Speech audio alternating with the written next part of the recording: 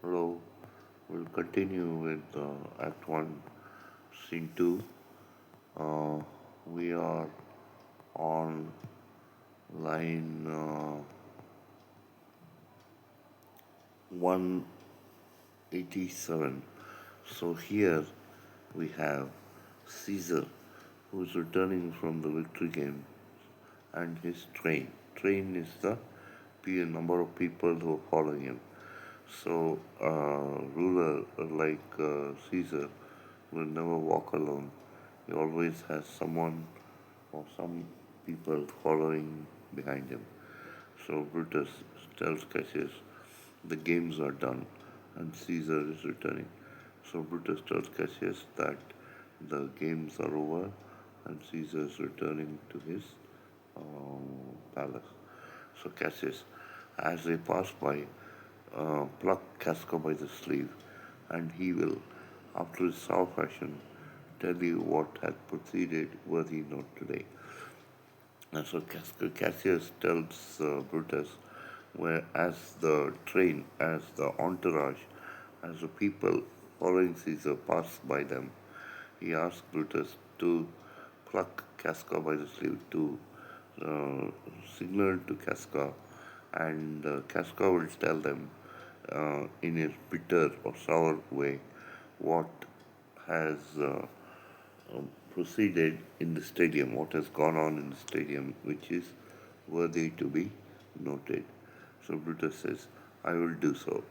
But look you, Cassius, the angry spot doth glow on Caesar's brow, and all the rest look like a chidden train. So Brutus asks Cassius that tells Cassius to uh, you know look at Caesar, and on Caesar's forehead there is an angry spot. There's a red spot, uh, which indicates that Caesar is furious, and the rest of the people who are following behind Caesar look like the chidden. Chidden means thoroughly scolded, and the rest of them are following Caesar timidly and meekly. Calphurnia's cheek is pale, and Cicero looks with such ferret and such fiery eyes as we have seen him in the Capitol being crossed in conference by some senators.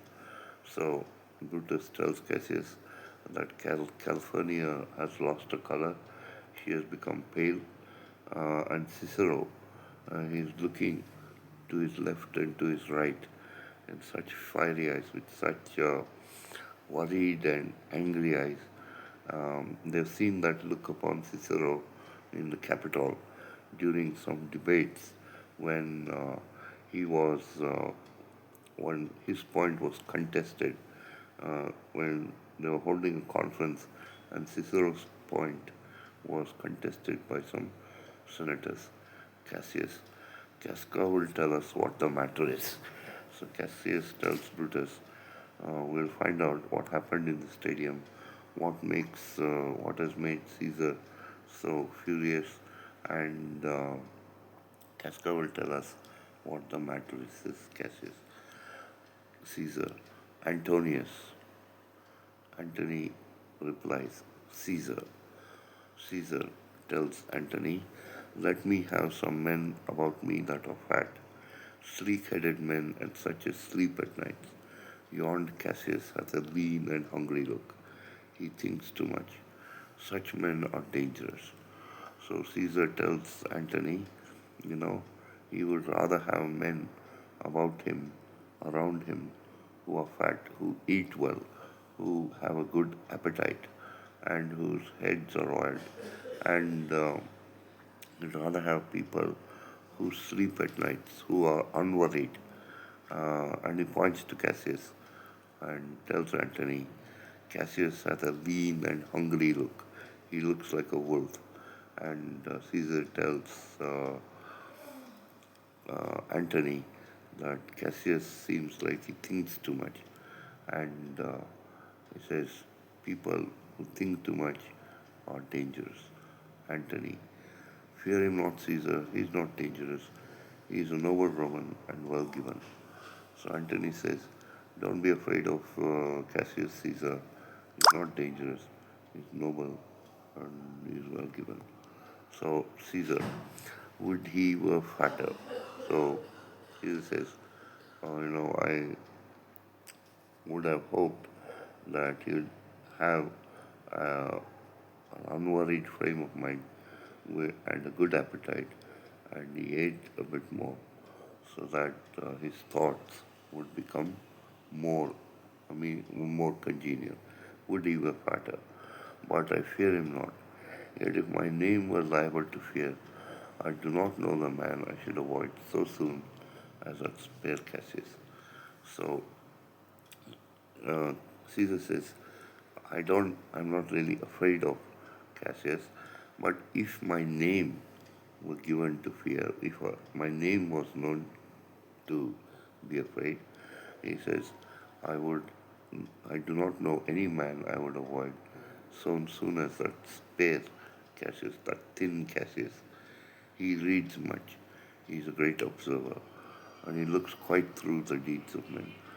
So Caesar tells Antony that Cassius reads a lot, he gets all his ideas from books, and he observes people closely, and he looks quite through the deeds of men. Whether the deeds of men are good or bad, he sees through them. Uh, he loves no place as thou dost, Antony. So Caesar tells Antony that Cassius doesn't seem to like any form of entertainment. He doesn't go to the theater. He doesn't love any plays as Antony does. He hears no music. So Cassius also doesn't listen to songs or any type of music. Seldom he smiles. He hardly ever smiles, and smiles in such a sort as if he mocked himself. So when he does smile, it seems that he is smiling at himself as though there was something wrong with himself, and scorned his spirit that could be moved to smile at anything. So when he does smile, he seems to be thinking that there's anything in the wide world that is worthy of smile, that is worthy of making anyone happy. Uh, Such men as he we never at heart sees, whilst they behold the greater than themselves. So Caesar says, men like Cassius, they're never content, they're never calm when they see someone who's greater than themselves, and therefore are they very dangerous. So such people cannot stand anyone being greater than themselves, so they're very dangerous. I rather tell thee what is to be feared than what I fear, for always I am Caesar. So Caesar tells Antony, uh, I'm telling you what is to be feared, not what I fear, because he's always Caesar the great, Caesar the mighty, Caesar the powerful, Caesar the brave. Come on my right hand, for this ear is deaf. So the left ear of Caesar is deaf, so he asks Antony to come to his right side, and